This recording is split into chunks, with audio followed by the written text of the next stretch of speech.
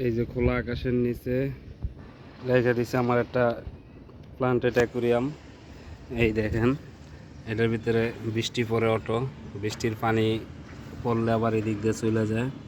এটার ভিতরে কিন্তু প্রচুর পরিমাণ রেশম আছে। আর এই দেখেন, এখানে আছে অনেক জেব্রা, প্রচুর পরিমাণ জেব্রা, কিন্তু কিছু আছে আপনার প্লান্টের নিচে লুকিয়া। আর এই দেখুন গাপ্পির বাচ্চা, মাঝখানে প্রতিদিন একটা করে শাপলা ফুল পড়ে, আবার এদের শাপলা।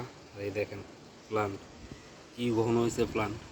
আর এদিক দিয়ে দিচ্ছে একটা মিষ্টি আলু, দেখছেন মিষ্টি আলু গাছটা আবার কদিন পর কেটে রাখি। মিষ্টি আলুটা দেখেন, এতে প্লান্টগুলো আটকে রয়েছে, দেখছেন কত সুন্দর করে। তো এত প্লান্ট এখানে একটা ভালো হয়েছে, সেটা হচ্ছে আপনার এই মাছের বাচ্চাগুলো আর কি খাইতে পারে না। এই দেখেন প্রচুর বাচ্চা আছে, কিন্তু ওরকম বোঝা যায় না। আর শিম তো আছে অনেক, আবার আছে আপনার মনে করেন যে প্রচুর পরিমাণ শামুক আছে। তো শামুকগুলায় পানিটারে আবার একটু কোয়ালিটিটা ঠিক রাখে, যে এই ধরনের শামুক। আবার কিছু আছে লম্বা শামুক। আমার এটা কেমন হলো আপনারা অবশ্যই জানাবেন। এই দেখেন আমার অ্যাকোয়ারিয়ামটা।